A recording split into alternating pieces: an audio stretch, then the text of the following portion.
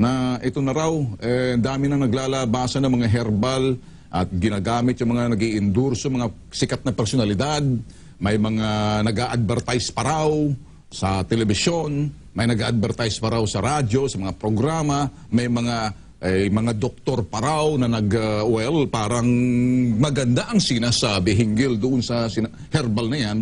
Ikaw kaya ang pinahapyawan dito or may iba pa bang mga herbal dyan na gumagamit at napapanood sa ibang mga programa sa telebisyon? Bigyan mo nga ako ng linaw dito. Kasi po, sa gaya ng sinabi ko sa inyo, ang Abanyong Lingkod talagang una-una po, low profile po ako at wala po tayong patalastas na mababanggit. Maliban sa programa nyo nung tayo po ay magkahamunan, sapagkat kesa ibayad ko sa mga endorsement o ibayad sa mga higanting mga channel o istasyon, bibigay ko na lang po sa mamamayang Pilipino yung gagastahin ko po doon na milyon-milyon, pamamahagi ko na lang po yung herbal ko sa mababang presyo. At yung pong ating proseso, Mr. Bitag, kung mapapansin po ninyo, lahat po ng ginagawa nating mga dealer, yung sa akin, kung hindi po nakaranas ng kaginhawahan o kalunasan sa pamamagitan ng paggamit po ng herbal, hindi po nagiging qualified na maging distributor. Kaya po magkaiba, kung mapapansin po ninyo, kung ang Abanyong Lingkod ay kahanay ng mga sinasabi ng mga dyaryo, telebisyon at mga dyaryo, sikat na po sana ako ngayon. Halimbawa, kinuha ko yung isang nasa Estados Unidos o nasa UK. Hindi po tayo ganon. At ang ko po, hinahamon ko po lahat ang departamento ng ating pamahalaan na pwede nyo kaming suriin lahat. Pwedeng suriin kami ng BIPAD, suriin kami ng DOH o ano bang departamento para malaan po natin at mailahad sa mamamayang Pilipino kung sino po ang tinatawag na tiwali, kung sino po ang tinatawag na gumagawa lang ng pera, kung sino po yung tinatawag na sasabihin nila sa pamamagitan ng advertisement ko mo isang sikat. Naniniwala po ba kayo, Mr. Bitag, na sa pamamagitan ng sikat na yun, baka hindi niya natitikman yung ginagawa niya. Baka po yung iba, sa kagustuhang kumita, hindi po ako kahanay doon. Sapagkat ang Abanyong Lingkod, nakita nyo, ako lang po ang nagbibigay ng 50% sa mamamayang Pilipino. Discount? Opo, discount. Pagka po senior citizen, automatic po yun. Pagka po mahirap na mahirap, may certificate po ng barangay, may certificate ng municipality, tawag po rin sa English, dynasty ba yan? Dynasty? Yun. Binibigyan ko po yun ng kalunasan, lalo na yung mga taga-payatas.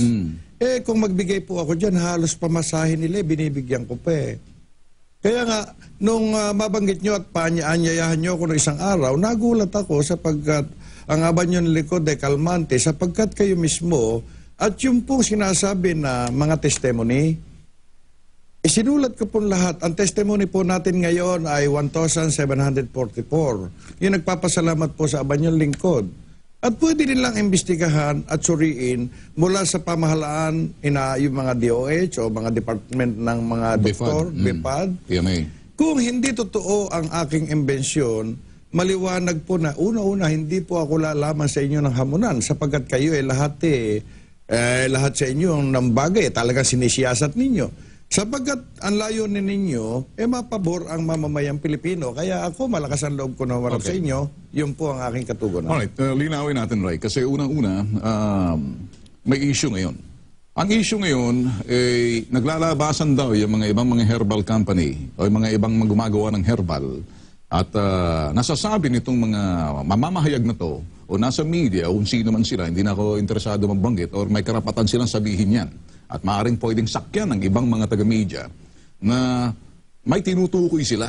Hindi ko alam kung ikaw ang tinutukoy na maaaring nagagamit na yung programa. Sa programa ho ni Bitag, hindi ako nagpapagamit. Ang lahat ho ng mga herbalist na gusto hong patunayan ang kanilang produkto, sumailalim kayo rito. Dito ho sa Bitag, kikilatisin namin kayo. Kahit na ho si Ray Herrera, ganun. Ngayon, si Ray Herrera lang ho, ang mukha at ang humaharap, yung iba, puro lang kayo patex, puro na lang kayo sasakay at sasabihin na akala ninyo akong tagapagtanggol ng mga herbal company. Hindi. Ang nais lang ho namin kung talagang epektibo yung herbal ninyo. Nakakatulong yan. Wala kaming dapat sabihin na masama at dahil nakakatulong. Or gumaling, pero ang galing kasi medisina eh.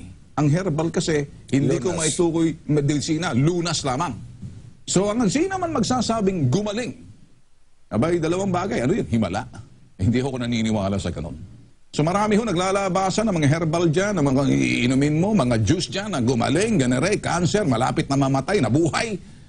Sa akin ho, sige nga, lapit kay Ray Herrera, sinusubukan ko sa kanya, pag nagdala siya ng mga nagte-testimony rito, bina-background ko ho, baka kasi binayaran. Binayaran mo ba yun? O? Ano ba to? Talagang, ito yung siguraduhin ko rito. Ito ba'y, bagay, nakikita ko, umiiyak naman. Saka mga kusan loob po yun, katunayan, may mga pirma po sa Abanyong Lingkod. Tayo po kasi maselan sa ganyang bagay. Ano yung perma? Yung halimbawa po, testimony, kusan loob kaming nagpapa-interview sa pamamagitan ni gano'n na kami nagpapatunay na ang kanyang herbal ay nakatulong sa aming karamdaman.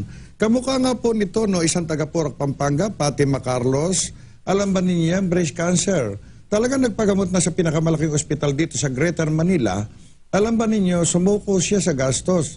Alam ba ninyo, nakaka-6 na bote pa lang. At yun po, pwede natin puntahan sa Barangay Pio, Porac, Pampanga, Fatima Carlos. Ano, may medical records ba to sa hospital Meron na po. nilapit niya? Kung anong hospital? Meron po, meron. Anong stage daw siya? Halos stage 3B po siya na inalis yung kanyang kabilang breast, tapos namaga po ang buong katawan nito. Kaya nga nagpapasalamat at yung isang taga-Porac din, Okay. inaanyayahan kayo na kung gusto niyo imbestigahan na sinukuan na ng Okay. pinakamalaking ospital. Ngayon, alam ba nyo, nagmamaneho na. Alright. Ray, madaling sabihin yan. Kahit sino mag-a-advertise dyan, ako'y gumaling sa ganitong ano to, parang lugar ata ng Estados Unidos na may letter pa Na ako hindi yung tao na yun, desidido akong kung sino ka man, alam mo kung sino ka. Ano ba yung may basketball na yung nandoon sino ba yung magaling na basketballista na sa state isa, Boston ata, Boston D. Boston E, Boston F, Boston L. Eto, marami kayong sinasabing gumagaling kayo. Patunayan nyo sa amin. Kayong mga gumaling, lumapit kayo sa amin, susurihin namin kayo. Hindi kayo po pwede sa amin na parang mag-advertise kayo pagkatapos sasabihin, gumaling kami! Stage 5, stage 4. Ganun lang, ganun lang. Dito sa amin, kahit na ito ngayon, katabi ko rito, yung kanyang sinasabi na gagaling, pupuntahan namin yan. Kalkalin namin ang record ng doktor niyan. Hospital, anong stage nga ba? Madaling magsalita, madaling mag-endorse, madaling mag-testimonya. Pero sa amin, hindi ganun kadali kasi hindi kami pwede magagamit sa mga bagay na kung mga hindi totoo dahil unang-una, pag ganyan ang mangyayari, magkakaroon tayo ng, kumbaga, pagdududa. So, ito ngayon ang sasabihin ko sa iyo, Ray. Yan sinasabi mo na yan, patunayan mo sa akin. Opo. At gusto ko makita yung pasyente, yung taong yan na sinasabi mong stage 3D or 3B. Titingnan namin yan. Opo, nasa Porac, Pampanga Pero po. kami na ang gagawa ng paraan kasi dito, linawin natin, madaling mag-advertise, madaling mag-testimonya kahit sino. Pero tanong, anong kapalit niyan? Mag-i-endorse, magte-testimonya ka ng gano'n na lang, magpapasalamat ka. Aber sige nga. Kayong mga magagaling na mga kung anong mga herbal, kasama ka na doon, Karay. Isa ilalim natin ang inyong mga sinasabing herbal. Nilalaman ng herbal ninyo, yung formulation ninyo, ilang sangkap yan, kung totoo man yan. Dapat makita yan at masuri yan. Kung ano yung mga dulot niya sa katawan, hindi yung magsasalita kayo ng mga herbal-herbal ninyo, dahil ganito, ganyan, ganun mag-advertise. Lolokohin yung tao, sasabihin nyo, inumin nyo to, matamis to, okay na kayo? Sino mga niloloko ninyo? Nagagalit si Bitag kasi unang-una hamon ko doon sa mga kumakyaw-kyaw ng mga taga-media. Huwag niya akong susubukan Pati kayo, maimbita ko sa aking programa at para sa akin, sasabihin ko, hindi kailanman at sino man makakagamit ng programa ko ito. Ang trabaho ko, sa totoo lang. Ngayon, hindi ko iniindurso si Ray Herrera. Nandito to, hamunan namin to. At hindi ito drama. Sa amin, yung mga nanunood at yung kung susubok, sila ang magsasabi. And so far as I'm concerned, lumabas na kayo kung sino magrereklamo kay Ray Herrera tungkol doon sa mga herbal niya na hindi mabisa. Pakita kayo sa akin. Right away. Yan ang sinasabi ko. Kasi pinatutunayan ko sa inyo, si Bitag, baka akala ninyo